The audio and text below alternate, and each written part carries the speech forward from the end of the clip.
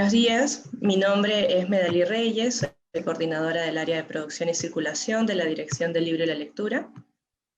Les damos la bienvenida al ciclo de conversatorio que se organiza en el marco del Día de la Bibliodiversidad, que tiene como objetivo mostrar la pluralidad de contenidos de la edición independiente, la cual permite el desarrollo y promoción de nuevas voces o perspectivas que pueden ser ofrecidas a cada lector. En la sesión de hoy conversaremos sobre la curaduría editorial, el ensayo y la ficción, y para este desarrollo en la mesa tenemos el gusto de contar con la participación de Pablo Slachevsky. Él es director y cofundador de la editorial chilena LOM Editores, es fotógrafo, editor y periodista. Ha recibido en el 2005 la distinción oficial de la Orden de las Artes y las Letras de Francia. Es coautor de los libros Industrias Culturales, un aporte al desarrollo, y del libro La diversidad cultural, un debate internacional, un debate en Chile, ambos publicados en 2004. Asimismo, ha participado en los libros fotográficos Tierra de Humo, editado con Silvia Aguilera en 1996, y El Pan Nuestro de Cada Día, junto a Claudio Pérez, Oscar Navarro y Carlos Sobar en 1986. Asimismo, contamos con la participación de Damián Tabarovsky. Él es director de la editorial argentina Mar Dulce Editora, es escritor, traductor y editor. Se graduó en la Escuela de Estudios Superiores en Ciencias Sociales de París. Sus novelas combinan con el humor y la erudición. Entre sus últimos libros publicados se encuentran El Amo Bueno, El Fantasma de la Vanguardia, ambos publicados por la editorial Mar Dulce en 2016 y 2018, ¿no? Varios de sus libros han sido además traducidos al francés, alemán, griego y portugués. Asimismo, durante esta hora vamos a poder conversar sobre los orígenes de la bibliodiversidad en América Latina y la dinámica de las editoriales independientes. Para esto doy por favor el pase a Paulo para que podamos comentar un poco sobre este eje que nos moviliza en este momento, dada la celebración pues, de manera internacional de la bibliodiversidad. Adelante, Paulo. Muchas gracias, Medalí. Un gusto, un honor estar participando en una actividad de la Biblioteca Nacional de Perú. El 97, como LOM, nos tocó lanzar ahí la correspondencia de José María Argueda a Pedro Lastra. Y bueno, tanto tiempo después volver de otra manera, ahora vía digital, a estar presente ahí, un gusto. Un gusto también compartir este encuentro con Damián. Más que hablar desde LOM, voy a hablar desde el rol de coordinador de la red hispana de la Alianza Internacional de Editores Independientes, donde hemos trabajado mucho la defensa y el fomento de la bibliodiversidad. Después, de repente, las preguntas y en la conversación, hablaré un poco más en torno a LOM. Y preparé una breve exposición en base a 3 temas: referirme primero a la palabra bibliodiversidad, la división independiente después y la diversidad cultural, y algunos de los que podrían ser los desafíos para la bibliodiversidad en América Latina en estos tiempos, digamos. Bueno, la bibliodiversidad es una palabra que fue acuñada casi 2 décadas atrás y reúne 2 palabras fundamentales, 2 palabras que hay siempre tener presente. Uno, que es la diversidad, que también es parte del concepto diversidad cultural o del concepto biodiversidad, y que hoy día es tan necesario defender contra la homogeneidad, contra la uniformidad, que domina mucho, particularmente en el mercado, y también que está aniquilando de nuestro medio ambiente y la naturaleza.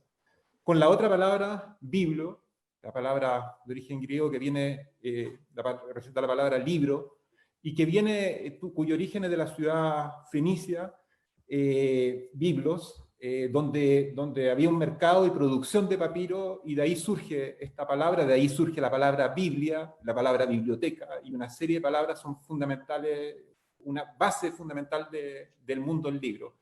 Y busca justamente rescatar que el libro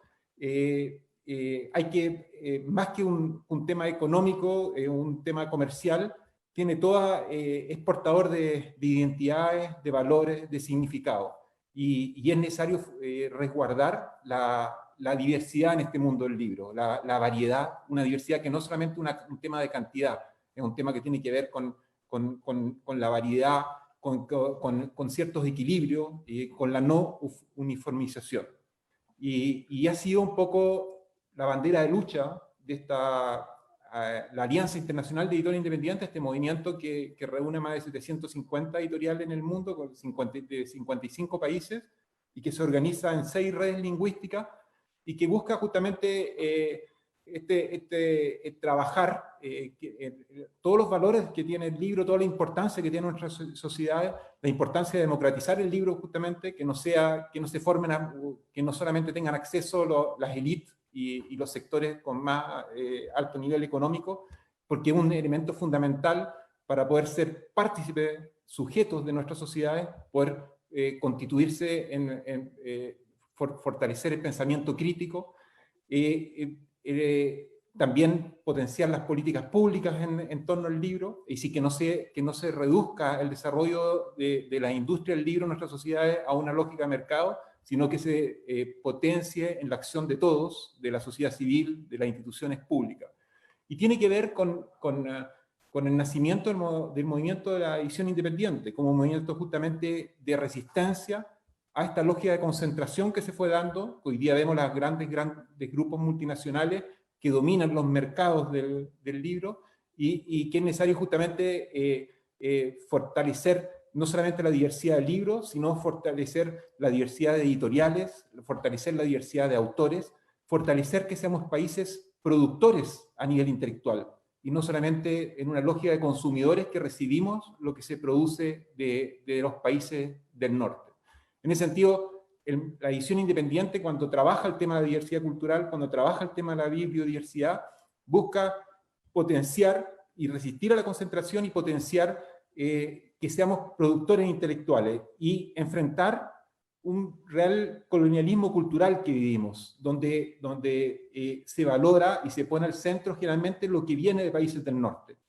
Podemos pensar en países con una división del trabajo donde podamos no tener a lo mejor industria del automóvil, podamos no tener industria en muchos sectores de la economía, pero no es posible pensar en países, en naciones, sin su propia producción cultural, en todos los ámbitos que ello conlleva, en el libro, en la música, en el audiovisual, y para eso justamente es necesario plantear explícitamente el tema, plantear las tensiones que existen entre una lógica muy marcada por lo comercial, por el lucro, y una lógica muy marcada por lo cultural, por el arte, por un polo del arte que representa un poco la edición independiente, y en esa tensión, en ese terreno en disputa, porque claramente eso se da y lo expresa muy bien el sociólogo francés Pierre Bourdieu cuando habla del campo editorial o habla del campo del arte, en ese terreno en disputa lograr construir ecosistemas sustentables para el libro y para la cultura general. Y en ese sentido, los grandes desafíos entre los grandes desafíos que hay en América Latina para la bibliodiversidad, está primero recuperar la valoración simbólica del libro en nuestros países. Es decir, en Chile, por ejemplo, cuando llega la primera máquina de imprenta, y lo describe muy bien Bernardo Subercazón, la historia del libro en Chile, la llaman la máquina de la felicidad, porque iba a traer luz en tiempos de tiniebla. Estamos hablando al principio de los momentos de la independencia. Y durante toda la República, el discurso, el libro está presente en el discurso público, para la educación, para desarrollar el país, para desarrollar a los ciudadanos. Pero con el golpe militar del 73, claramente se produce un brutal quiebre, donde el libro de transformarse en un amigo, en un elemento necesario para el desarrollo de la persona y del país, se transforma en un elemento peligroso.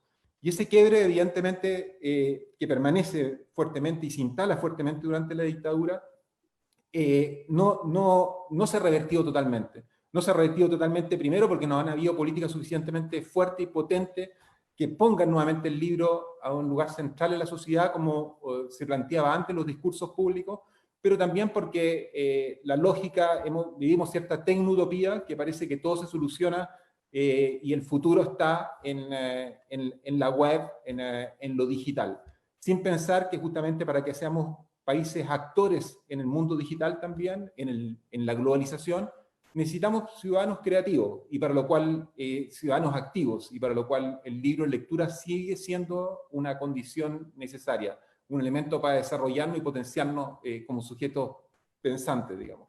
Y en ese sentido, esa valoración simbólica, también como una práctica liberadora del libro y de la lectura, es fundamental como uno de los primeros grandes temas de la bibliodiversidad. Lo otro, evidentemente, vinculado a eso, fortalecer la democratización del libro y su rol cultural, su rol social, su rol político en nuestros países. Es decir, si vemos, por ejemplo, el escenario de las librerías en nuestras ciudades, estas dominan o casi están exclusivamente en sectores medios y en sectores altos. Y en los sectores populares casi no hay librería, hay felizmente biblioteca. Pero da cuenta, digamos, de cierta apartheid que hay en el mundo del libro, y en el cual es necesario enfrentarlo explícitamente, es decir, buscar caminos para recuperar una relación del libro, de la lectura, de toda la ciudadanía. En Chile, por ejemplo, tenemos cifras de estudios de la comprensión lectora, en que una parte importante de la población tiene grandes dificultades en la comprensión lectora. Y es imposible pensar realmente enfrentar la calidad de la educación si no enfrentamos la comprensión lectora en su base para todo el país. Y esos son unos roles fundamentales al pensar en unas tareas fundamentales al pensar la democratización del libro en nuestros países. Por último, también el libro de lectura juega un rol transversal en muchos de los desafíos que tenemos como países. Es decir, que no solamente está el tema, por ejemplo, para la calidad de la educación, pero está el tema, por ejemplo, para el desarrollo mismo. Cuando somos países fundamentalmente en América Latina exportadores de materias primas, somos países al final que estamos bloqueados en una lógica de producción primaria. Y para realmente poder desarrollarnos es fundamental romper ese cerco y producir otro tipo de bienes y servicios, digamos, y producir elementos que tengan una presencia en lo creativo mucho más fuerte.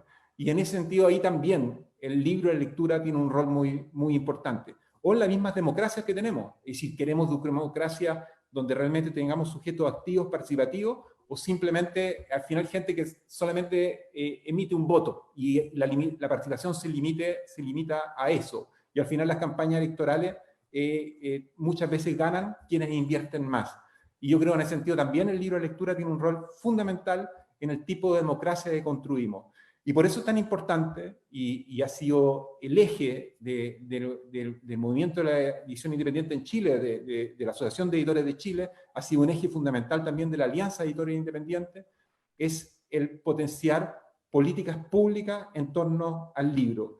Y en concreto, una política nacional del libro de lectura, que articule en una estrategia sistémica las diversas acciones que hay que hacer en los diversos ámbitos. Algunas acciones que van en favor y para fomentar la edición local, otras acciones que van en favor de potenciar la lectura de las bibliotecas, otras acciones que van en favor de la creación, y lograr que cada medida que se hace desde el espacio público, que es tan fundamental para desarrollar este ámbito, porque estamos hablando de algo que tiene que ver, tiene un sentido público como el libro y la lectura, cada acción que se haga tenga efectos multiplicadores y no se pierda y quede aislada y al final tenga un efecto relativamente marginal en la transformación de nuestra sociedad.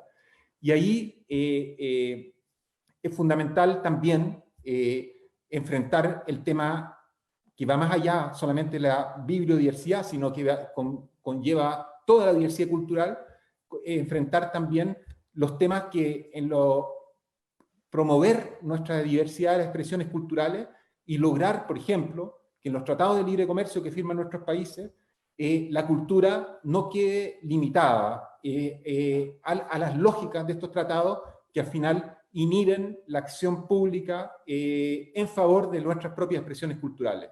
Es decir, los países, al final, cuando firman tratado de libre comercio y no plantean excepciones en cultura, reservas en cultura, al final pierden su capacidad regulatoria en la materia. Y lo que nosotros necesitamos justamente es que a través de los ministerios de la cultura, a través de los consejos del libro o las instituciones que nos demos como países, podamos hacer política que vayan en favor de desarrollar lo propio, que vayan en favor de potenciar un intercambio latinoamericano y un equilibrio en la circulación del libro, que no sea solamente un tema norte-sur, sino que sea sur-sur, sur-norte y norte-sur. Y en ese sentido poder conocer, como muchas veces pasaba entre los poetas de los años 60, qué se está haciendo en poesía en Perú, qué se está haciendo poesía en Bolivia, en Argentina, en Chile, y no que tengamos que ver a través de la circulación, a través de España, qué se está produciendo entre nuestros países.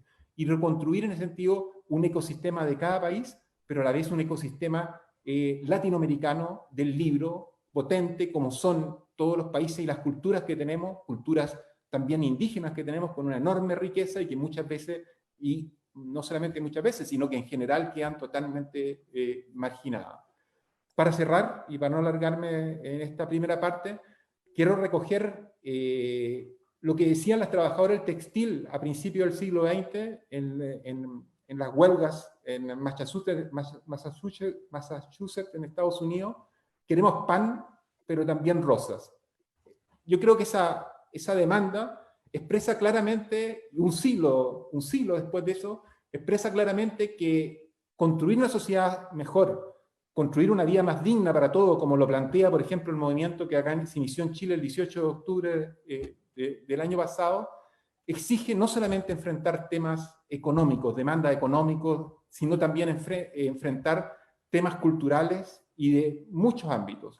Y poner en primer lugar demandas como son las demandas del libro, como es el resguardo de la diversidad cultural, como el resguardo de la biodiversidad, como el resguardo también, por supuesto, de la biodiversidad que se ve tan fuertemente en peligro y que hoy día impacta en todo el mundo con incendios, con desastres naturales, porque no somos capaces de cuidar lo propio. Yo creo que es fundamental que cuidemos esta riqueza que tenemos de los autores, que cuidemos esta riqueza que tenemos de la producción en cada parte y la potenciemos, y para eso se requiere una acción mancomunada, una acción donde sintamos que todos somos actores de una misma cadena, no en competencia unos contra los otros, y empecemos a abrir un círculo virtuoso para el libro en América Latina, para que en el mundo de la palabra escrita, en el mundo de la creación, podamos encontrar las joyas que están escondidas en cada rincón de nuestra tierra.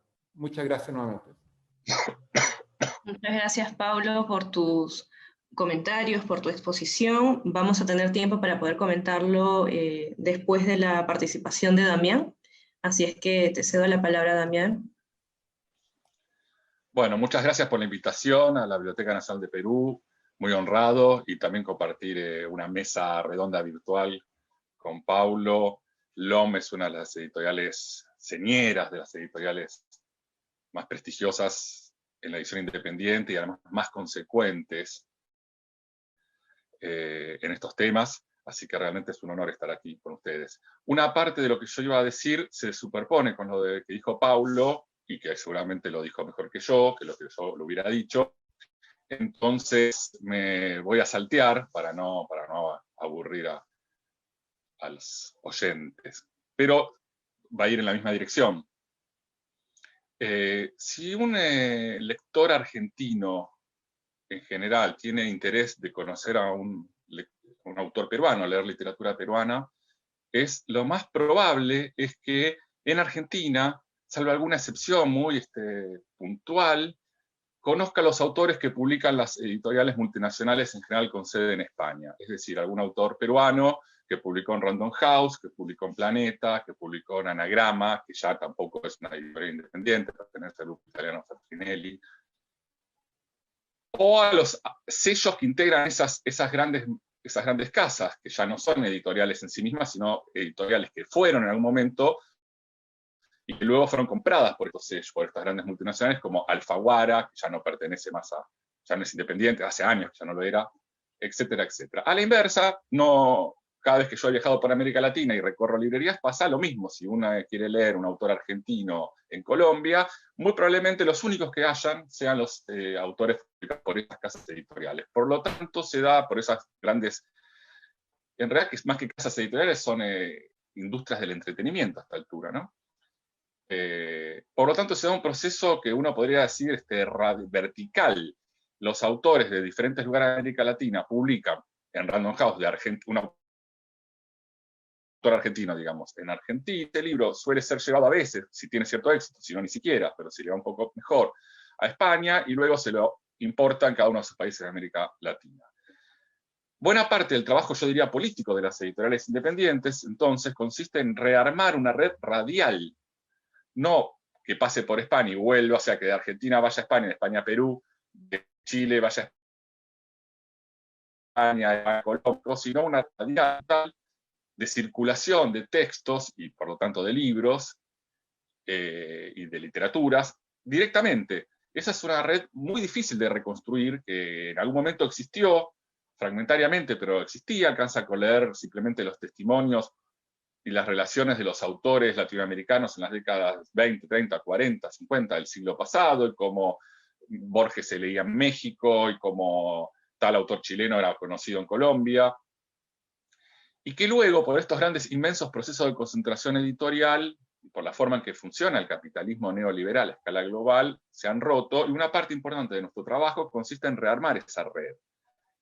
Voy a contar el ejemplo argentino simplemente, pero que está absolutamente ejemplificador porque fue pasando en los diferentes países de América Latina. Voy a hablar de Argentina porque conozco más, pero me consta que es más o menos similar.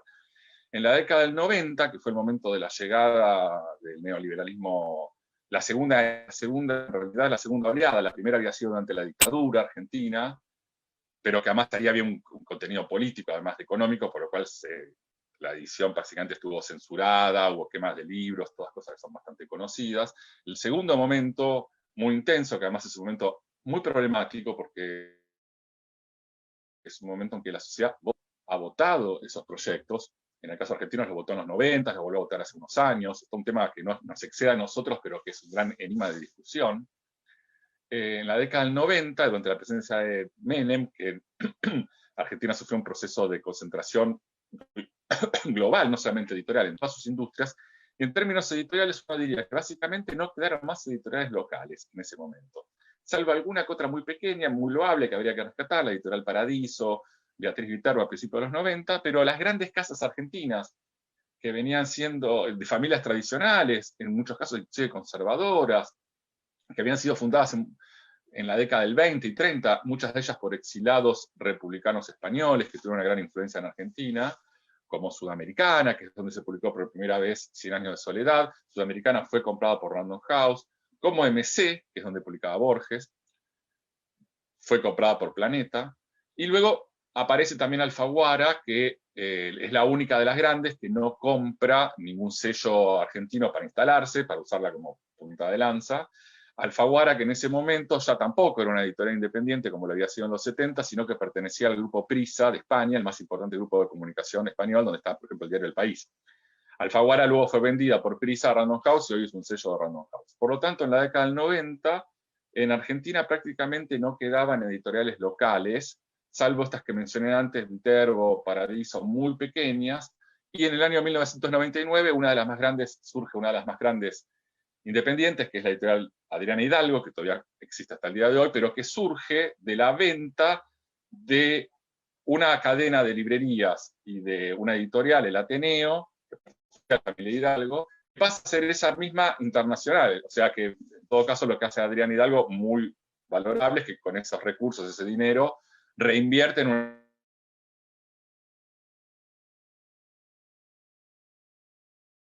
una editorial, funda una editorial, pero que el surgimiento mismo de Hidalgo en el año 1999 está ligado también a la compra transnacional de sus anteriores editoriales y librerías. En el año 2001, Argentina sufre la crisis económica más grande de su historia, que es el estallido de estos 10 años de política neoliberal, estallido económico, social, político. Argentina llegó a 4 presidentes en una semana.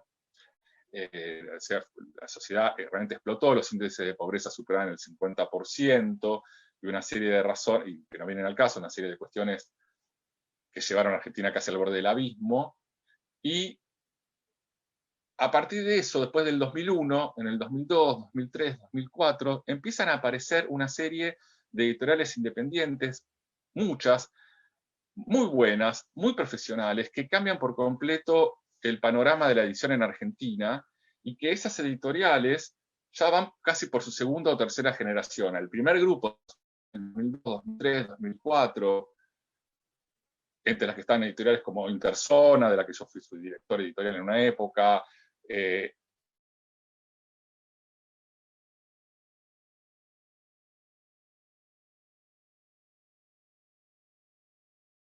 Entropía, estaba Mar Dulce, la editorial en la que yo actualmente soy el director, que es una editorial que ya tenemos 10 años, y posteriormente en los últimos años ya hay casi una tercera camada, por lo tanto hay realmente un movimiento muy activo, muy profesional de antes, que es algo que yo creo que es una de las novedades de la edición independiente en relación con los que pasaban la década del 80, en la edición independiente, que en Argentina en esa época no se hablaba de edición independiente en los 80, sino de editoriales grandes y pequeñas, o editoriales grandes y pequeñas años.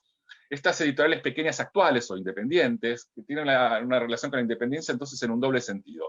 Por un lado, en un sentido económico, obviamente, o sea, no pertenecemos a ningún gran grupo multinacional ni local, pero también hay una segunda acepción que a mí me gusta mucho, difícil de definir, más subjetiva si se quiere, pero que tiene que ver con la independencia de criterio. No solamente la independencia es una... o sea, si las editoriales son parte de una propiedad de un gran grupo, obviamente eso es básico, y está ligado, poder obtener independencia de criterio también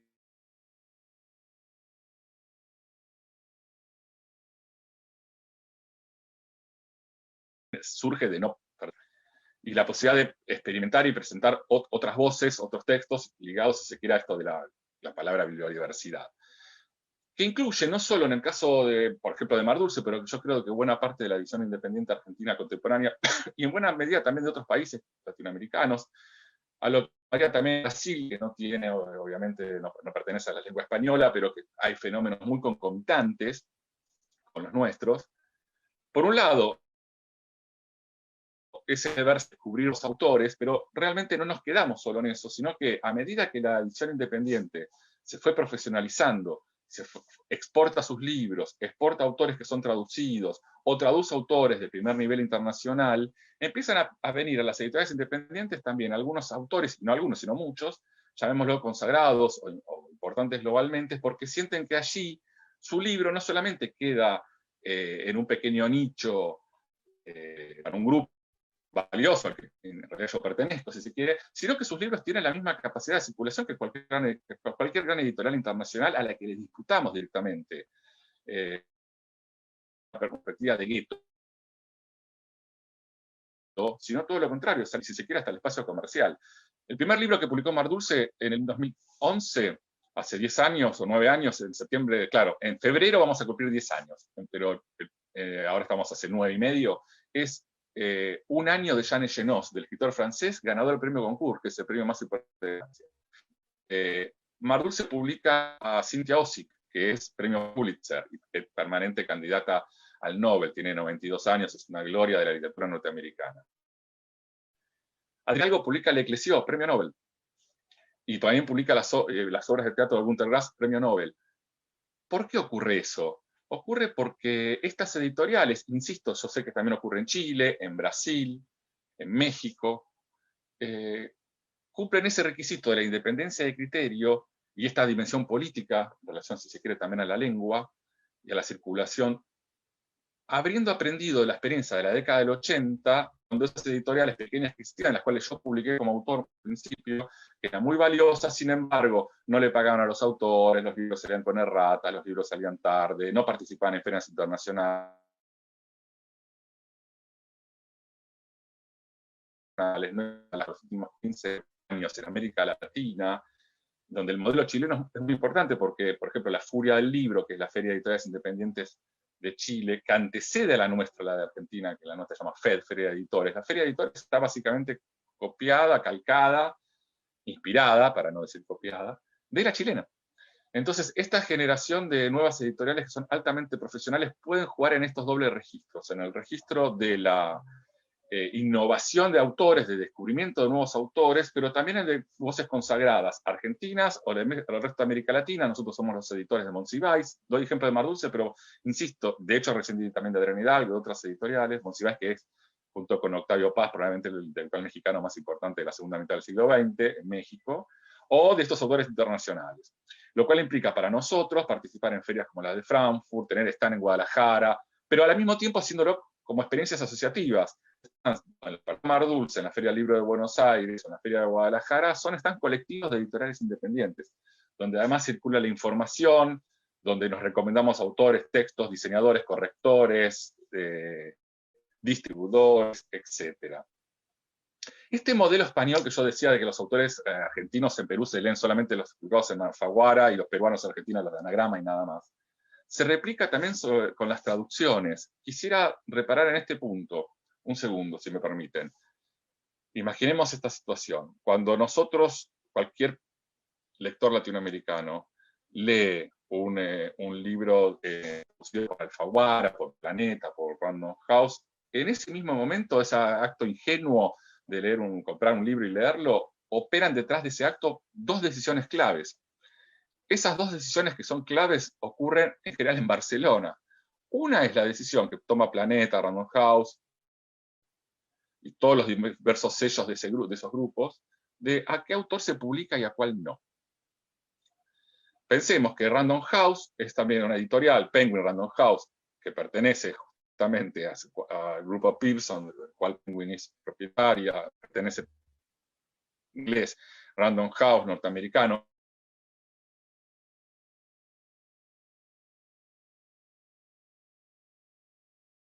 Ambos asociados a haber traducido sobre que ya habían sido publicados por el propio Random House en Estados Unidos. Yo valoro mucho la literatura norteamericana, mencionaba Santiago Sick, pero no creo que la literatura norteamericana sea tan superior al resto de las literaturas mundiales para que el catálogo de Random House sea 2 de cada 3 autores sean norteamericanos, de las traducciones, y el 40% de ese 60% hayan sido publicados por ellos mismos en inglés. Entonces, la primera es que autor se publica y cuál no, lo cual nos deja a nosotros también una posibilidad de movernos rápido como una guerra de guerrilla. Es decir, en nuestro caso, puntualmente Mar Dulce, pero sé que con las otras editoriales ocurre lo mismo. No registraron todavía Santiago Sick, la tomamos nosotros. Este autor es francés, Jean Echenot, que está casi todo publicado en Anagrama, pero esa novela no se habían dado cuenta que existía, se la publicamos nosotros. Nos movemos rápido frente a esas grandes editoriales que son como la Armada Panzer. Nosotros movemos con esta lógica de guerra de guerrillas. Y lo segundo, más importante, o igual de importante, es que están traducidos, y razonablemente, al español que se usa en España, el español de España. Y es razonable porque se usa en España. Esos libros luego llegan a América Latina de dos maneras, pero que para los lectores es lo mismo. Pueden ser el ejemplar físico importado, sale del puerto de Barcelona, llega a Buenos Aires, a Santiago de Chile, etc., el ejemplar, impreso en España. O se lo manda a cada casa de Random House o de Planeta en América Latina por PDF y en esos países simplemente se imprime. Pero la traducción es exactamente la misma. Por lo tanto, nosotros, los argentinos, los chilenos, los peruanos, estamos acostumbrados a leer palabras como gilipollas, como grifo, etcétera, etcétera, etcétera, que no usamos en nuestro gafas, anteojos para nosotros, y todas esas palabras. Dicho de otra manera, que es a donde quiero llegar. Si no existiese las editoriales independientes, en el caso argentino, por ejemplo, pero insisto que esto vale para toda América Latina, no existiría más la traducción con inflexión del castellano rioplatense, el castellano que se usa en Buenos Aires y en Montevideo, por ejemplo. Si por una situación mágica, pero no tan mágica, que tiene que ver con la permanente crisis económica de los países latinoamericanos, de lo cual Argentina obviamente es la vanguardia de la crisis económica que hace que las editoriales independientes sufran mucho más, cierren, duren menos, mientras que las grandes editoriales tienen espaldas, pueden perder dinero 1 año, 2 años, se asocian, se compran, se reagrupan, mientras que nosotras, si la situación económica sigue como la que está en este momento, la pandemia me refiero.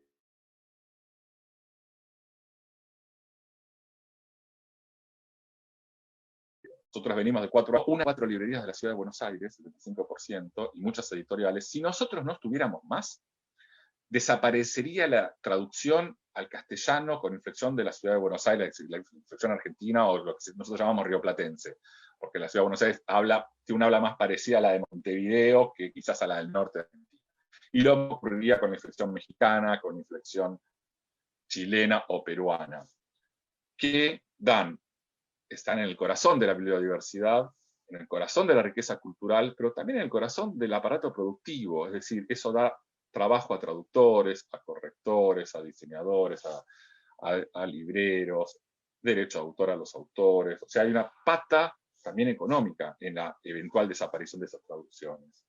En el caso argentino, este proceso por el cual Mar Dulce publica 12 libros por año, el 50% son traducciones, son 6, otra editorial son otros 7, otros 10, otras 4, otras 8, si los va sumando, va a dar muchos libros traducidos y muchos libros de autores que si no fueran por nosotros no estarían circulando en el mercado porque las grandes editoriales no apuestan o dejaron de apostar porque ya pasó de moda, pero nosotros los rescatamos y nos sigue pareciendo interesante, o descubrimos primeras novelas, extranjeras me refiero, que luego se las lleva a las grandes editoriales, como en el fútbol, somos como un equipo pequeño, que luego viene Barcelona o el Real Madrid y nos roban los autores.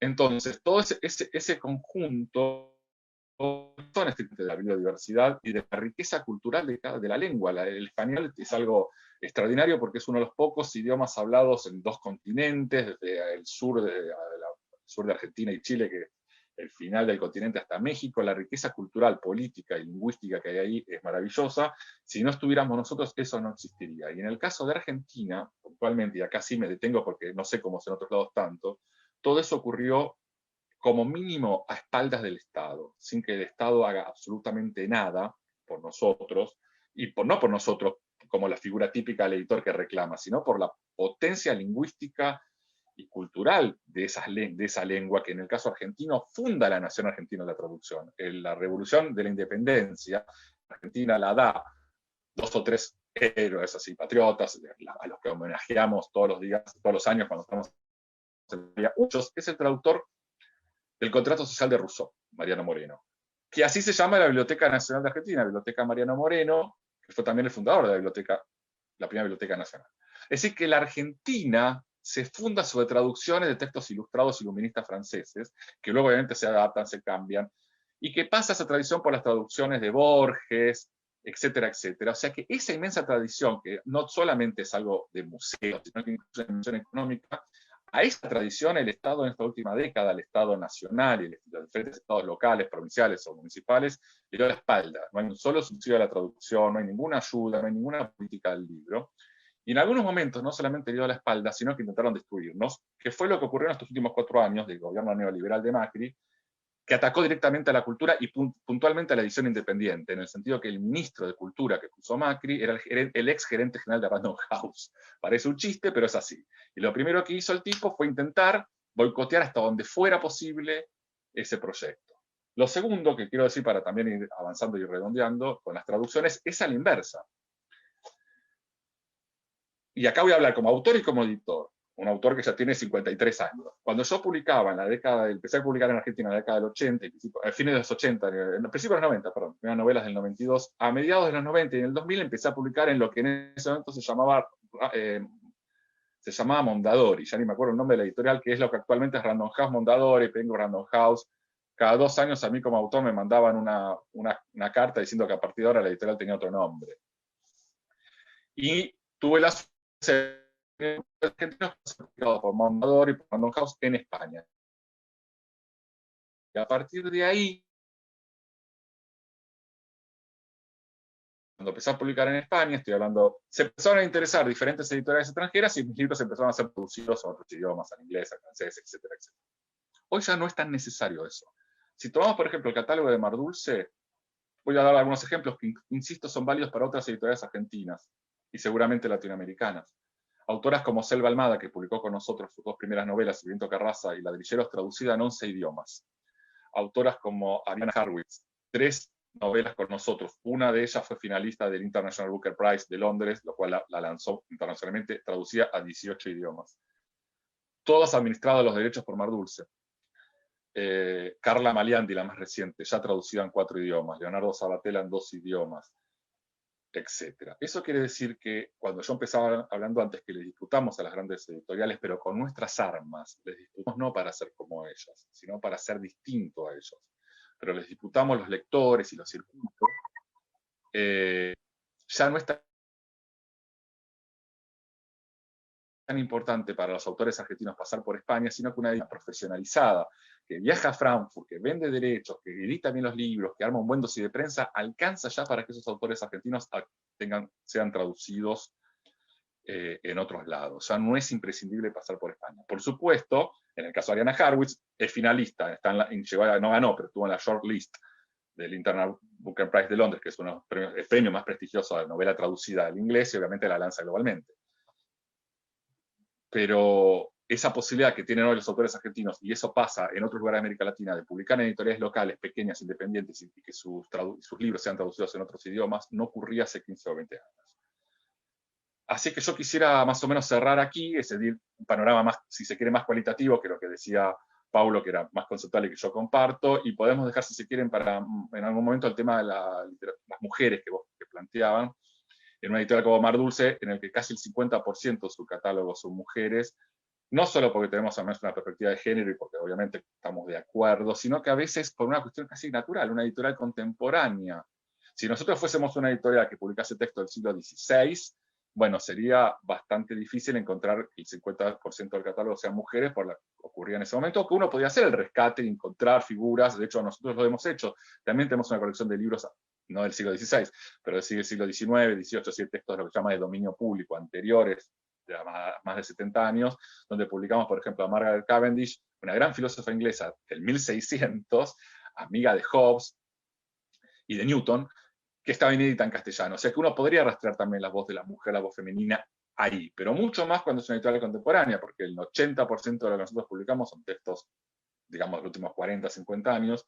Entonces, aparte de compartir la perspectiva de género y las discusiones feministas, casi diría que es un tema natural. Yo lo pienso al revés. Si una editorial contemporánea, su catálogo no es el 50, 55, 45, más o menos mitad y mitad, entre varones y mujeres, es que esa editorial tiene alguna clase de problema. Pero bueno, dejo aquí para hacer circular la palabra. Muchas gracias. Muchas gracias, Damián, Paulo también. Algunos comentarios por parte de los escuchas que están atentos desde Honduras y también desde Ecuador. Algunas reflexiones sobre el tema, ¿no? El papel del trabajo de la traducción y la profesionalización de las editoriales independientes latinoamericanas en general, ¿no? Haciendo énfasis en las argentinas por los comentarios que tú brindabas en este momento, Damián. Hacen que el salto a la internacionalización sea visible realmente, ¿no? En estos últimos momentos conversabas o tocabas el tema de la presencia de estas editoriales y su empoderamiento en ferias internacionales donde hace posible trabajar con los derechos de los autores de tus propios catálogos, ¿no? Habla de una profesionalización y una escala del trabajo editorial independiente sostenido y serio. Sí, con todas las limitaciones de la situación económica argentina, si no sería aún más sostenido y más serio. Hay un punto que no mencioné porque no tenía tiempo, pero que tiene que ver con lo que preguntabas vos y las personas que te hicieron esas cuestiones, que es con España. Hay un grupo ya de editoriales argentinas en la que está Mar Dulce, Adriana Hidalgo también, la editorial Katz, la Bestia Equilátera, Anterna Académica, Caja Negra, que estamos presentes en España. Estamos intentando a nuestra escala pequeña revertir esa situación que sea siempre del norte al sur. Nosotros imprimimos en España, con ISB en español, el mismo libro que sacamos en Argentina, no cambiamos la traducción, no hacemos una traducción al castellano internacional, y si googleas, si entras a internet y ves, vas a ver, por ejemplo, la semana pasada en el suplemento del diario El Mundo, que es uno de los dos suplementos más importantes de español, el suplemento del cultural.es, hay una reseña de 2 páginas sobre este libro de Cynthia Ozick, que es autora norteamericana, que yo te decía, y nosotros, con apoyo de subsidios, de ferias, cuando sacamos a un autor francés, hablamos con la Embajada de Francia, con toda esa lógica que ya sabemos cómo funciona la gestión. También llevamos autores a España, quiero decir, o sea, hemos hecho presentaciones en librería, una vez por año vamos. Sería todo mucho mejor si Argentina fuese un país con esa perspectiva económica simplemente no tan desastrosa, con que sea mala alcanzaría para nosotros. Bastante complicada la situación económica en nuestros países, pues, ¿no? Bueno, con esta situación se han agudizado la situación en general para la industria editorial y a su vez las cadenas, digamos, los agentes que están dentro de la cadena de valor del libro también, las librerías se han visto bastante afectadas por estos últimos acontecimientos. Hay algo que también Paulo comentó, y era la necesidad de parte de las editoriales independientes de resistir, ¿no? Justamente ante estos cambios, ante estas vueltas y giros que la economía de nuestros países suele tener. Y a pesar de eso, ¿no? Poder concentrar una asociatividad por parte de las editoriales independientes. Como lo último que comentabas, Damián, como se ha visto históricamente también en Chile, los procesos de asociatividad, ¿no? De las editoriales es un tema pendiente que constantemente, si bien se conversa en algunos días hitos, como el de la biodiversidad, es un trabajo constante, ¿no? Que está en construcción y en superación todo el tiempo.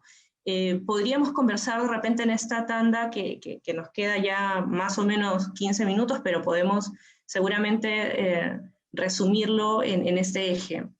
De la mano, con alguna participación, de repente, Pablo, desde tu lado, sobre el catálogo y la publicación de mujeres, ¿no? De escritoras, mujeres, o voces de mujeres extranjeras que puedan ser traducidas a nuestro idioma y por ende entrar en una lógica de consumo de parte de nuestros lectores.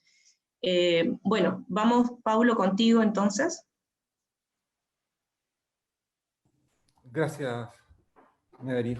Bueno, y comparto plenamente todo lo que dijo anteriormente Damián. Tuve algún problema de conexión y en un momento perdí un pedacito, pero además el centro en lo que hablaba de la traducción. Yo creo que evidentemente ahí hay un punto neurálgico para la creación misma, a nivel de la creación literaria, el pensamiento en filosofía, en las ciencias sociales, ciencias humanas, como para la industria editorial. Es decir, sin reponer al centro de la industria editorial lo que es la traducción, difícilmente vamos a circular entre nuestros países. Es decir, la fuerza de la industria editorial española es que traduce, se transformó el centro de traducción de la lengua, y antes lo fue, y hoy día recupera espacio, evidentemente. Antes lo fue Argentina, México, hoy día Chile estamos traduciendo bastante, pero hay que hacer un trabajo muy constante y tenaz, y yo creo que puede ayudar enormemente desde la creación y pensamiento mismo hasta volver a tener industria editorial potente en cada lugar, digamos. Sobre la asociatividad, yo creo que para este mismo tema el trabajar juntos ayuda enormemente. En Chile, la Asociación de Editores de Chile, que originalmente se llamó Asociación de Editores Independientes de Chile, que es un poco la asociación hermana de la Asociación de los Editores Independientes de Perú y de como los hay en Colombia, en varios otros países, digamos, nace primero con 7 editoriales, hoy día somos más de 70, y en el tiempo ha sido el principal espacio que ha permitido a reponer el tema, por ejemplo, las políticas públicas. Las políticas públicas, Damián decía que allá en Argentina han tenido que desarrollarse solamente desde el espacio editorial, sin una acción fuerte del Estado. Acá en Chile se ha logrado una participación que vaya teniendo un rol más fuerte el espacio público, a demanda y a insistencia del sector editorial, porque creemos que realmente no es un problema de los editores o políticas para los editores, es un problema país. Y si queremos realmente, como mencionaba todos los temas al principio, realmente tener una democracia participativa, necesitamos poner el libro en un lugar diferente, necesitamos democratizarlo, y ahí no basta el esfuerzo individual que podamos hacer cada uno, y el trabajo que hizo la asociación fue en 2 ejes. Un eje principal que fue proponer y participar y trabajar en la implementación de una política nacional del libro y la lectura, que felizmente hoy día está terminando, la del 2015-2020, existió una antes pero que nunca fue aplicada, y un trabajo también en la práctica misma del quehacer editorial, de las ferias, desde que se apoye y fortalecer la traducción, desde generar puentes con los diversos actores, y múltiples acciones que nos han permitido potenciar el sector editorial. Yo creo que en Chile y en muchos países de América Latina vivimos una cierta primavera de editoriales independientes. Es decir, acá cuando terminó la dictadura entre el 90 y 2000 éramos muy pocas las editoriales, y estaba un medio muy apagado, y estos 10, 15 últimos años realmente uno ve una explosión de editoriales, y es muy esperanzador. Y si muchos jóvenes apuestan a crear una editorial y a jugársela con el libro, como otros librería, como otros escribir, pero la idea es que eso no sea, como se le dice, un veranito San Juan, que sea algo que pueda ser sostenible en el tiempo. Y para que sea sostenible en el tiempo, se requiere esa acción mancomunada. Y ahí, bueno, nació Editores de Chile, nació la Alianza Editor Independiente, que reúne editoriales de muchos países del mundo, y dentro de la red hispana nacieron asociaciones de editores independientes en muchos países de América Latina, porque las asociaciones clásicas, en Chile, por ejemplo, la Cámara del Libro, que después se dividió y crearon ahí está la corporación, al final representaban los intereses de las multinacionales. Y al final las pequeñas que estaban asociadas ahí no tenían voz en lo hecho ni voto. Y al final se actuaba en relación a las demandas de estos grandes grupos. ¿Cuál era la demanda muchas veces? Era la demanda frente a la piratería, que sin duda hay que enfrentarla, pero reducía el tema de las demandas del libro a un tema punitivo. Y la otra era que tengamos planes de lectura. Sin duda es fundamental. Pero planes de lectura sin políticas del libro es que seamos consumidores de los libros que nos traen de España. Y en ese sentido no es aceptable. Es decir, hay que articular planes de lectura con políticas del libro que promovamos que seamos todos creadores. Es decir, que no seamos solamente consumidores en el mundo del libro. Y yo creo que ahí hay mucho por hacer. Hay mucho por hacer más de trabajar juntos entre los países. Es decir, hay cosas que se hacen, hay cosas que avanzan, pero yo creo que hay que articular mucho más, hay que articular mucho más la conciencia de actuar juntos. Y a lo mejor las redes nos pueden ayudar, pese que lo digital muchas veces promueve lo fragmentario y cada uno por su lado. Por el tema de tiempo, sobre el tema de la participación de las mujeres en el mundo editorial, bueno, en esta explosión de editoriales, yo creo muy destacable la cantidad de editoriales dirigidas por mujeres. Mismo la Asociación de Editores de Chile hoy día, estos últimos tiempos, la mayoría de los directorios son editoras mujeres, la preside una mujer.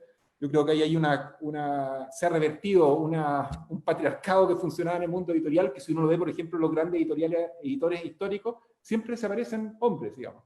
Y raramente hay espacio de las mujeres. En la escritura, comparto con Damián que lo más contemporáneo está muy equilibrado, pero evidentemente no, si miramos, no 50 años atrás, sino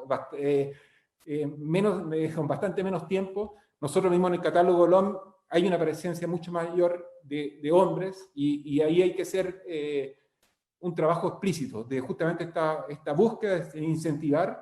Althusser tenía una muy buena imagen que decía cuando un fierro estaba torcido para un lado, para equilibrarlo había que hacer una fuerza de torcerlo hacia el otro extremo. No es que el otro extremo sea lo justo, sino que para ponerlo en el centro, yo creo que hoy día hay que hacer esa fuerza para el otro extremo. Hay que poner en adelante y poner por sobre lo que es la producción de mujeres, que generalmente, históricamente ha estado invisibilizado. El mismo LOM la dirigimos, la fundamos Silvia Aguilera y yo, y en general se me invita a mí, aparezco yo, y eso tiene que ver con una cosa que tenemos instalada en la cabeza, como cuando pasa con el tema colonialismo cultural, tenemos instalado que más vale lo que se hace en Estados Unidos, lo que se hace en España, que se hace en nosotros. Y ese tipo de cosas tenemos que ir rompiéndolas, y para romperlas, lo bueno es plantearlas y hacerlas explícitas, y esa explícita puede ayudar a reforzar solidaridad, es una acción conjunta para que no sigamos manteniendo en el tiempo lo mismo. Dejo la palabra para que Muchas gracias, Pablo. Vamos, Damián, con tu intervención. Sí, quería recordar una acción estatal, la única que yo creo considero importante en Argentina, porque fui un poco duro y lo es, pero que tiene que ver con las traducciones de autores argentinos en el extranjero, que es el programa SUR, que surgió en el 2010, cuando Argentina fue país invitado de honor en la Feria de Frankfurt. Argentina toma ahí un poco el modelo francés, que es de subsidiar traducciones de autores argentinos en el extranjero, es decir, con una editorial francesa, inglesa, alemana, rusa, si le interesa un autor argentino, se puede presentar a un subsidio y Argentina paga esa traducción. Y eso fue muy importante realmente, y coincidió con esta especie de nueva internacionalización de la literatura argentina. Obviamente, en estos últimos 4 años que yo decía del gobierno de derecha en Argentina, el primer intento fue suspender el programa SUR, que estuvo suspendido 1 año. Ahí hubo una reacción muy fuerte de las editoriales, pero también del mundo cultural y de las editoriales europeas. Eso fue lo interesante también. y entonces lo tuvieron que reponer con un presupuesto mínimo. Es decir, que ese programa tuvo dos etapas, una etapa muy sólida entre el 2010 y el 2015, una etapa suspendida en el 2016 y después del 2017 al 2019, mínima. Y ahora, bueno, está la situación del coronavirus, no sabemos, pero suponemos que eso va a seguir y esperemos que continúe, y ha sido muy importante. En relación a lo que decía Pablo, yo comparto, casi diría palabra por palabra, lo que está diciendo, en función sobre todo del asociativismo, que efectivamente no es fácil porque América Latina es inmensa, también es real. O sea, para nosotros mismos ir a la furia del libro es un viaje, ir hasta Chile en avión. Eso también dificulta muchas veces las exportaciones, la dificultad que es exportar un libro, además de todas las trabas aduaneras que tenemos todos los países, o en el caso argentino, y con los cambios económicos, cada 6 meses cambian las reglas, realmente es muy arduo. Son inmensas distancias, no es menor ese tema. Entonces, inmensas distancias y también inmensos los trabajos. Supongamos que, bueno, enviamos un autor, ejemplares de una primera novela argentina a nuestro distribuidor en México. Genial. Ahora, si allí no se hace un trabajo de prensa, un trabajo de hacer circular ese texto y de conocerlo, esos ejemplares que el distribuidor nos compró van a ir a las librerías y muy probablemente tiendan a pasar desapercibidos, porque es un autor que nadie conoce, de una editorial argentina que tampoco es tan conocida. Entonces, la dimensión asociativa es una de las soluciones para eso, y se ha avanzado. Depende de cómo uno lo mira, y como esa frase del vaso mitad lleno y mitad vacío. O sea, por un lado, aspiramos a que sea más todavía, porque Mar Dulce tiene solamente 4 coediciones, 2 en Chile justamente, en realidad 3, porque una iba a salir ahora con la pandemia y se postergó, pero saldrá en algún momento con Alquimia, o la editorial chilena Alquimia, una en México con Surplus y otra en Colombia. Entonces, si uno lo mira comparado con hace 20 años, es el vaso medio lleno, porque hace 20 años esto casi no existía. Y si uno lo mira por lo que uno desearía, está medio vacío porque hay que hacerlo más. Pero ahí hay un primer momento que se está dando de coediciones o de intercambios que funciona. El otro ámbito que hay muchos recursos, es muy valorable. Yo tengo algunos reparos en el sentido que justamente me parece que si uno envía un autor a otro país y no se hace todo un trabajo de prensa, de hacerlo abonar en el terreno, ese autor puede llegar a pasar desapercibido. No obstante, es valorable los diálogos que se organizan en las diferentes ferias del libro, los intercambios latinoamericanos, que ya se vienen realizando hace bastante tiempo. Tienen este problema, qué sé yo, que viene un autor chileno para mí muy valorable, pero que en Argentina sus libros no están. Tengo un amigo, un escritor muy conocido argentino, Martín Coan, que Martín dice, este es un momento en que los autores viajan más que los libros, ¿no? Los autores nos invitan a congresos, a coloquios, a ferias del libro, y los libros no están, por este sistema de concentración que yo decía. Entonces hay todavía mucho para avanzar, pero al mismo tiempo se está avanzando también en situaciones difíciles, como son las realidades políticas y económicas latinoamericanas. Digo, Perú, ustedes, no voy a introducirme en política peruana que me excede, pero por lo que leo hasta hace un día, había un presidente que no se sabía si seguía o lo destituían, y eso ocurre todo el tiempo en todos los países. Eso afecta la calidad de la vida democrática, más allá de si uno es de un partido o de otro, y la hegemonía neoliberal afecta la vida cotidiana. Entonces, hay un problema central, mencionaba Pablo Althusser, riesgo de hacer una perspectiva marxista, decir que países como los de Argentina y otros, los latinoamericanos, con 30, 40, 50% de pobreza, hacen poco menos que inviable la propia idea democrática. Ya ni siquiera estoy hablando de la lectura, que obviamente se desprende de ella. En esas circunstancias, creo que la pequeña gota asociativa que estamos logrando y trabajando es valorable, y yo lo veo también como Paulo, que pertenece a la primera generación de editoriales independientes, yo también de Argentina, o sea, estoy contada de Interzona, que surgimos después del 2001, del 2002, o sea que ya tengo casi 20 años, 19 años como editor de editoriales independientes. Veo un avance en relación a hace 19 años, pero que todavía falta mucho por hacer, obviamente. Bien. Interesante el tema de la movilización de los libros físicos, ¿no? Sobre todo porque pasa mucho, ¿no?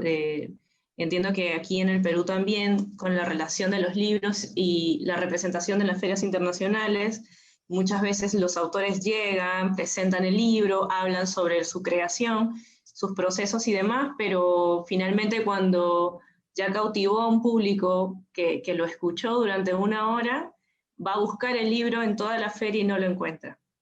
Ese es un problema, una limitación, es una cuestión que debería estar articulada con las mismas políticas públicas, con los mismos trabajos de las asociaciones, como es en este caso, y algo que en los últimos años, al menos aquí en Perú, recién está posicionándose de una mejor forma, pero que entiendo que en Argentina, en Chile, en otros países ya viene un par de buenos años. Es la impresión por demanda, por ejemplo, ¿no? Que permite justamente romper esa barrera del avión, de las aduanas y demás, que es bastante tormentoso. Sin embargo, esta práctica entiendo que forma parte de la profesionalización y de la escala de la misma gestión editorial de cada una de las independientes que va encontrando salidas y nuevos caminos para su propia movilización. En ese sentido, quería también preguntarles cómo ven la nueva mirada que esta emergencia sanitaria, pandemia, ha puesto a las editoriales en relación al libro digital. ¿Cómo es que ustedes, dentro de la bibliodiversidad también, ubican este gran eje de gestión de parte de sus editoriales? Paulo, ¿podemos empezar contigo? Ya, bueno, el libro digital ha sido como un gran tema, felizmente, ahora nuevamente que se ha repuesto mucho en la pandemia, pero que felizmente se ha desinflado un poco en relación a cómo se planteaba en un principio, como que venía a reemplazar el libro impreso. Y en esta misma pandemia, yo creo que una cosa muy, que lo he preguntado a otras editoriales, bueno, deben haber todo tipo de casos, pero la gran venta que se ha dado por lo digital es, digamos, venta online, pero de libro impreso, más que un gran crecimiento de la venta del libro digital propiamente tal. Es decir, que es un tema interesante, pero peligroso porque afecta a las librerías y la gente pierde la costumbre de ir a las librerías. Lo digital, yo encuentro que es una posibilidad muy interesante que se está dando de más en más, que permite justamente llegar con libros mucho más allá de mismos los países latinoamericanos y que muchas veces el transporte lo hace caro, pero encuentro que es un tema que hay que debatir mucho más profundamente. Es decir, que encuentro que también están esos elementos a favor, pero constituye un gran peligro para el mundo del libro, para no transformar el mundo del libro en una lógica donde dominen aún más la cultura del entretenimiento, como le mencionaba Damián. Primero porque se da un nivel de concentración brutal. Es decir, si ya en todos nuestros países teníamos niveles de concentración en los sectores económicos y generalmente uno reconocía una o dos grandes empresas supermercados, una o dos grandes empresas de azúcar o de... Hoy en el mundo digital tenemos una, dos, tres o cuatro grandes empresas en el mundo entero y que dominan en todo el mundo. Y eso es muy peligroso. Y eso yo creo que hay que resistir frente a eso, recogiendo la palabra que yo creo que nace, que centra el sentido del movimiento de la edición independiente. Y que no podemos enfrentarnos a un mundo donde sea una biblioteca digital la que surta a todas las bibliotecas del mundo. Es decir, o una librería digital, porque cuando uno va a una librería, gran parte de la compra es una compra impulsiva. Es decir, que uno entra a una librería preguntando por un libro X y uno ve en los mesones, ve en la vitrina, ve en los estantes otros libros que si no habría entrado a esa librería no los habría visto. Y le genera intereses, le genera entusiasmo y al final uno termina llevándose el libro y uno termina conociendo obras que si no lo hubiera visto. En lo digital, todo eso funciona con algoritmos matemáticos que al final te van encauzando en una dirección y casi encerrando en una pieza sin salida, digamos. Y si eso empieza a dominar en el mundo de la cultura, creo que es extremadamente delicado. La concentración, lo fragmentario de las miradas, la relación con el libro, es una relación de servicio. Es decir, cuando uno tiene un libro, yo puedo tener un libro de mis padres, de mis abuelos, y lo puedo regalar, lo puedo tirar por la ventana si quiero, pero puedo compartirlo como quiero, te lo puedo prestar. El libro digital no. El libro digital uno compra y no lo puede compartir con otro. Es decir, el otro tiene que comprarlo de nuevo. Y muchas veces, porque además, si está en otro país, los derechos no están asequibles, ni puedes leerlo. Funciona mucho más una lógica de censura de mercado, que es muy brutal en el mundo del libro, que está hecho por la combinación de derecho de autor con la lógica de exclusividad, porque los derechos de autor sin duda son fundamentales y es muy importante promover y que los creadores puedan existir, vivir de su propia creación, pero la lógica de exclusividad metida en el mundo digital y con otras problemáticas que genera, hace que se den de más en más censuras de mercado. Entonces yo creo que el tema de lo digital, yo creo que es un tema, el gran tema de hoy día, digamos. Estamos reuniéndonos por esta vía, también con una empresa que está dominando absolutamente en todos los encuentros digitales, digamos, y yo creo que es un tema que es necesario pensarlo más. Nosotros ahora vamos estamos en traducción una novela, un ensayo, perdón, una novela de un intelectual franco-italiano, Antonio Casilli, que se llama Esperando los robots, y plantea justamente todos los peligros de esta, entre comillas, inteligencia artificial, donde hay miles y miles de personas trabajando en países asiáticos o africanos con salarios miserables, que no tienen ninguna capacidad organizativa porque están todos, cada uno suelto por un lado, digamos. Yo creo que hay muchos temas delicados que es bueno poner en debate, poner en cuestión, y que el mundo de lo digital pueda ayudar a fortalecer la diversidad y no a construir de más en más una sociedad de la vigilancia, un sistema de control, y donde domine cierta homogeneidad que es frente a lo cual la biodiversidad lucha. Bien, Damián, vamos con tus comentarios, por favor, para entrar a la ronda final de comentarios de las redes sociales.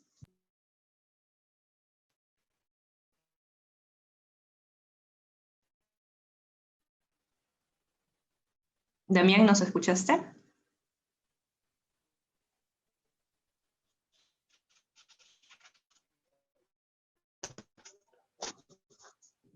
Mientras reconectamos con Damián, vamos a comentar, o mejor dicho, en las redes, justo mientras nos están escuchando, también indican que las bibliotecas son instituciones aliadas para la promoción de la biodiversidad.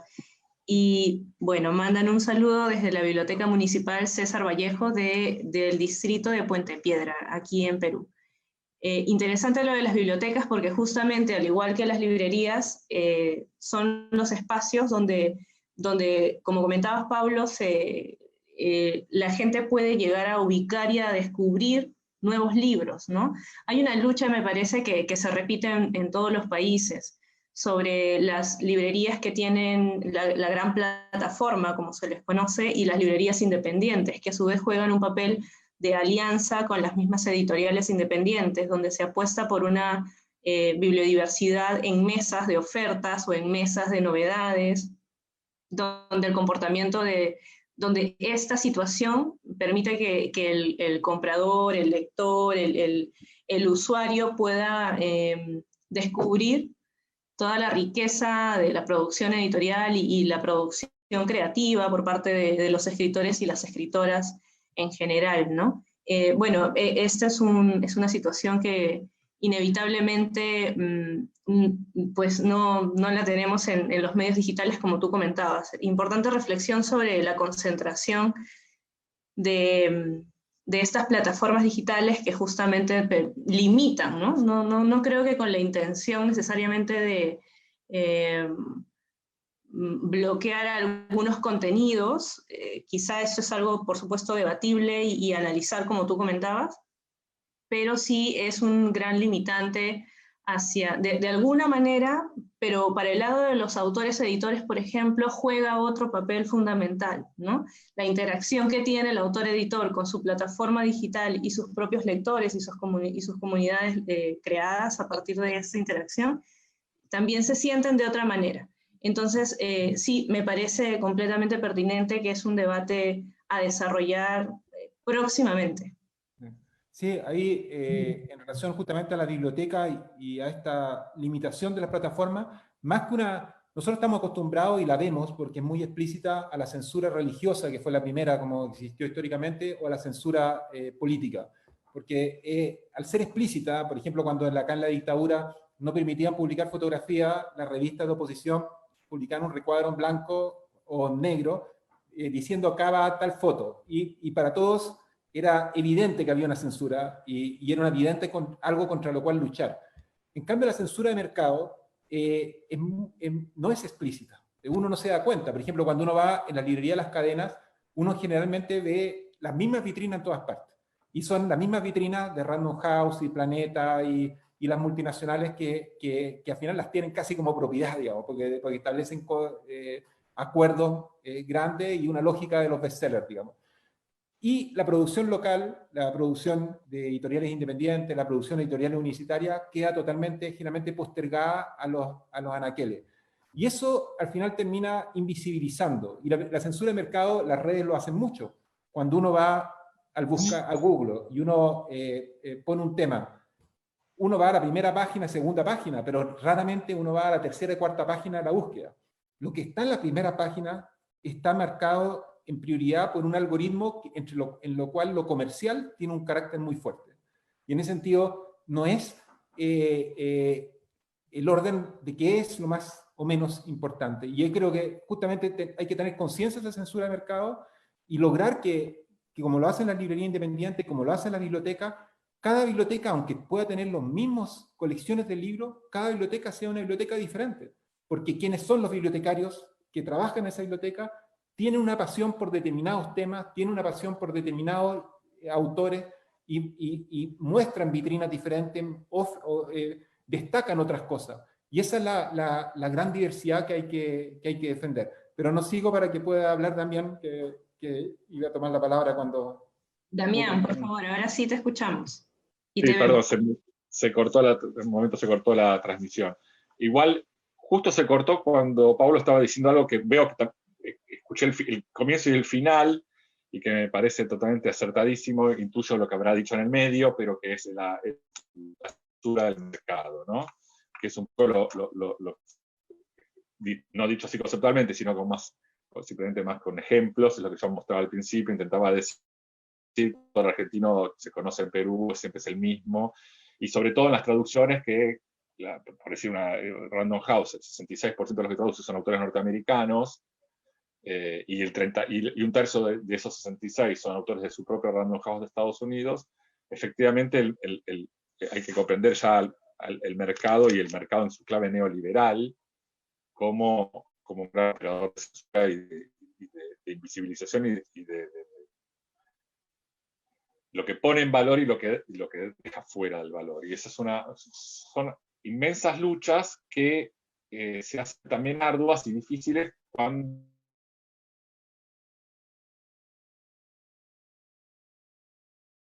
no hay un articulado.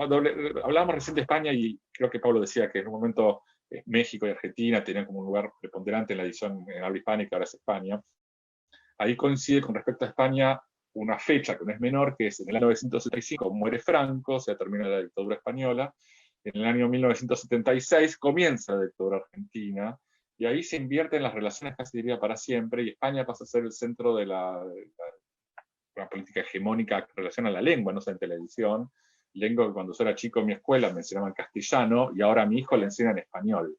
No es casual ese cambio de nombre, está ligado a asociar la lengua a un país en un contexto en el que son muchos los países que lo hablan. Por dar ese ejemplo de tantos otros. Pero lo que ocurrió en el año 76, 77, 78, hasta los 80 en España, es esa decisión estatal, donde los actores privados también jugaron muy fuerte, una decisión de convertir justamente España en un lugar hegemónico para la industria del entretenimiento, de la cultura y también editorial. Muchas veces yo lo que tengo la impresión es que en nuestros países falta esa discusión, ¿qué queremos hacer nosotros con la edición? Nosotros en Argentina, quizás en Chile, quizás en Perú, puede seguir existiendo como hasta ahora. Hay algunos países que se fueron, o sea, en Argentina, que tiene tantas llanuras, crece fácil la soja y el maíz y el trigo, y uno podría decir, bueno, también crecen fácil las editoriales, qué sé yo. Sin ningún apoyo van surgiendo, algunas tienen dueños con ciertos recursos económicos, otras son creativas, otras son más. A veces aparece un gobierno más progresista que hace compras. Durante la década del 2010, 2011, hubo muchas compras estatales editoriales. También esas compras estuvieron muchas veces discutidas, hasta qué punto no se compraron las editoriales amigas. y no había hasta una cierta corrupción. En otros momentos viene un gobierno neoliberal como los últimos 4 años, y entonces eso casi que desaparece, pero siempre falta la discusión de fondo de qué quiere hacer Argentina y los demás países de América Latina con su industria cultural y con su industria editorial, que es la discusión anterior. Cuando nosotros estamos diciendo que no tenemos ningún apoyo del Estado, o muy poco, no estamos, hay una figura argentina que es la del editor llorón, que siempre llora, nos va mal, vendemos poco. Siempre el editor es una persona que llora, ¿no? Para pagar menos. Pero no es eso lo que estoy diciendo. Estoy diciendo, no se está dando esa discusión anterior, que incluye la traducción, a qué lengua se traduce, que son discusiones políticas, culturales muy fuertes, y que tiene que poner el eje en el centro, que es el mercado, el gran generador de censura. Entonces queda entre los actores sociales o económicos que estamos en el mercado, pero que tenemos una perspectiva crítica, que seríamos las entidades independientes. Estamos en el mercado porque el mercado es lo único que hay, es el único horizonte. Pero que buscamos en el mercado huecos,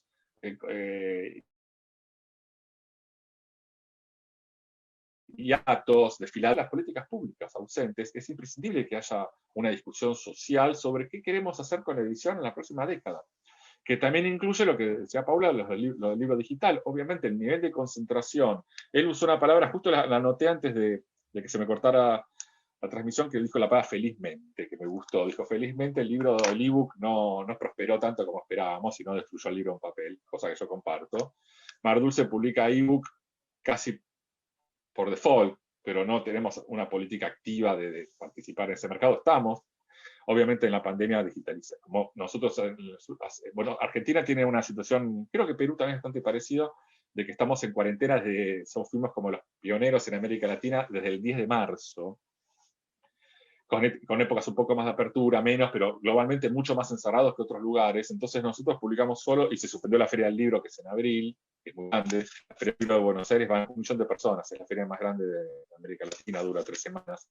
Es un momento muy fuerte. Nosotros llegamos a publicar en papel 2 libros en marzo, que iban a venderse en abril en la feria, y es todo lo que publicamos en lo que va del año, que recién los pudimos poner en las librerías en junio, vender por internet los libros en papel. Y entonces el proceso de concentración en el mundo digital es aún peor que en el papel, o sea que básicamente tenemos que terminar en Google, Apple Store, Google no sé cuánto, y Amazon no sé qué, y básicamente no hay hay una que se llama Baja Libros, que no sé, está en 20 países, y a veces ni siquiera podemos nosotros el PDP, el precio de venta al público, ni las condiciones, o sea, realmente es muy notable cómo ese mercado lleva directamente a la privatización casi. O sea, el libro es un objeto curioso porque es una mercancía en el mercado, como una lata de arvejas o de palmitos, pero a la vez trasciende eso y tiene una dimensión cultural, estética, política que no tiene la lata de arvejas. Entonces, en ese doble juego siempre está la tensión casi entre esas dos palabras, industria, el libro que está como muy saldado, muy definido para el lado directamente de la privatización, de la lógica del usuario, del cliente, ¿no? Pasar una lógica de lector a una lógica de cliente.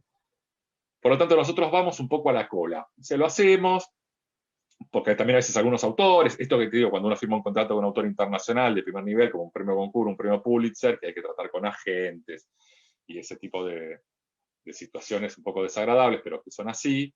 Bueno, en los contratos se exige que, bueno, si un autor que viene publicando en anagrama va a publicar una de sus novelas ya no en anagrama, sino en Mar Dulce, le exigen a Mar Dulce que esté en mi ebook o una serie de requisitos. Lo hacemos, pero sin ponerle, como si es Argentina, sin darle gas, sin darle mucho entusiasmo, queda ahí, y a la expectativa de cómo saldremos después de esta pandemia. Para nosotros sería un gran problema si se resuelve por un avance del ebook sobre el libro en papel. Pero bueno, está abierto. Da la impresión, o sea, cuando uno piensa en la pandemia al principio, marzo, abril, mayo, había discusiones internacionales, filosóficas, me acuerdo, Agamben, Zizek y otros, y había una de esas líneas, que no era precisamente la de Agamben, sino la de Zizek y Bifo y otros, que suponían que de la pandemia era la posibilidad para una rediscusión de fondo sobre la neoliberal. Da la impresión, por ser Argentina, 7 meses después, que es todo lo contrario, que vamos a salir con los grupos concentrados, aún mucho más concentrados en todos los aspectos, no solamente en la edición, con los procesos de exclusión social y de desigualdad social aún más acrecentados y con pocas herramientas para luchar o paliar contra eso. Da la impresión que hacia eso vamos, y entonces en ese contexto jugar a favor del ebook, hacerlo como herramienta de trabajo, como herramienta central de una editorial, para mí sería un error en las editoriales independientes. Nosotros, y creo que eso también aprendimos la experiencia básicamente española, para ir cerrando, que fue cuando las editoriales en España, y hago una síntesis de un segundo, las grandes editoriales independientes de la década del 60, Anagrama, Alfaguara, Tusquets, han dejado de serla, todas pertenecen a sellos, y hay una renovación en la última década, que además es geográfica, ya no es tanto Barcelona sino Madrid, las editoriales del grupo Contexto, como Periférica, Impedimenta, Nórdica, que han sufrido la crisis de 2008-2009, que fue muy fuerte para Europa, en América Latina. Como estamos tan acostumbrados a tantas crisis, casi ni las sentimos como algo, pero eso fue muy importante, y luego la aparición del ebook también, y que no han perdido lectores, se consolidaron como editoriales más, si se quiere, de nicho, con un público de referencia intelectual, si se quiere, de pequeña burguesía de ciudad, pero que son las que menos han sufrido en relación a las grandes editoriales estos fenómenos, ¿no? Entonces yo presté mucha atención a esa experiencia, y nosotros en la pandemia, a nosotros las editoriales independientes nos está yendo mejor que a las grandes, por esta lógica de guerrilla que decíamos antes. Por ejemplo, las grandes editoriales venden en general en librerías que están dentro de shopping mall, de shopping que están cerrados, todavía en Argentina no están habilitados, han perdido canales de venta, mientras que nosotros, además de vender ahí, pero las ventas ahí para nosotros son residuales, vendemos en muchas librerías independientes pequeñas que rápidamente se adaptaron, que hacen envíos a las casas, que tienen páginas web que funcionan súper rápido, y nosotros, al grupo de las editoriales independientes, claramente nos está yendo mejor en esta tragedia que a las grandes. Esperemos que continúe así. Genial. Muy bien, Damián. Gracias por tus palabras también, Paulo. Tenemos que cerrar ya la sesión. Ha sido bastante interesante poder escucharlos. La verdad es que es un lujo, básicamente, para nosotros poder tenerlos en una mesa virtual compartiendo sus ideas, ¿no? Normalmente en Perú tenemos una industria que, como comenté antes, se viene consolidando en estos últimos años, en estos últimos 10 años aproximadamente, que debe ser parte de esta gran ola latinoamericana de asociatividad. Viene trabajando sobre sus distintos ejes. En este poco tiempo, además, como han comentado ustedes, las crisis políticas y económicas permiten pues, que este acto de resistencia genere nuevas salidas y nuevos caminos diversos para que las editoriales se conviertan en empresas culturales sostenibles, además, ¿no?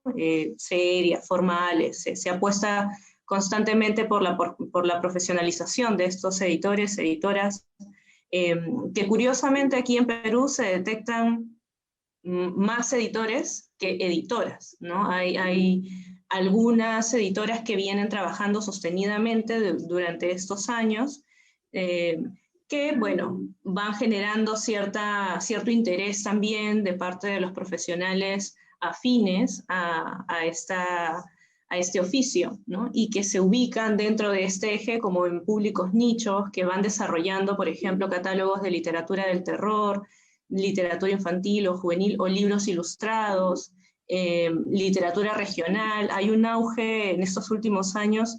Se viene trabajando bastante en conectividad con las editoriales que están fuera de Lima, ¿no? Algunas regiones importantes donde se desarrolla la industria editorial independiente es Arequipa, Cusco, y también en la Amazonía. Se encuentra parte de esta diversidad cultural y del enriquecimiento de la mirada, de la cosmovisión de cada peruano, cada peruana, se va construyendo a partir de estas experiencias que los autores, a través de las editoriales independientes, pueden circular en el Perú, y próximamente espero que con más fuerza también consolidarse hacia afuera, hacia otros países, y ustedes también puedan leerlas y leerlos. Ha sido un gusto poder conversar con ustedes, les agradecemos, y también invitamos a los oyentes y visitantes a la siguiente actividad, el jueves 24 de septiembre a las 7 p.m., justamente con el tema temas andinos y amazónicos, una mirada desde las editoriales. por supuesto, editoriales independientes. Saludamos una vez más su participación, un agradecimiento a la Biblioteca Nacional por este espacio de debate y de intercambio de ideas. Con nosotros será hasta otra oportunidad. Hasta luego. Gracias, Medellí. Muchas gracias. Un gusto participar de este encuentro. Gracias, Damián. Gracias a todo el equipo de la biblioteca y que pongan en el centro, digamos, la edición independiente, la bibliodiversidad. Un saludo en el sentido de la editorial independiente de Perú. E invitarlos hoy día, 21 de septiembre, que es el Día de la Bibliodiversidad, que ya lleva 10 años celebrándose, a ver un pequeño video de 2 minutos que hicimos en la Alianza Editorial Independiente en la página www.eldiab.org. Que un saludo y un signo hacia la bibliodiversidad. Un saludo y muchas gracias. Bueno, igualmente, muchísimas gracias. Bueno, nos estamos viendo. Gracias. Feliz Día de la Bibliodiversidad. Hasta luego. Chao.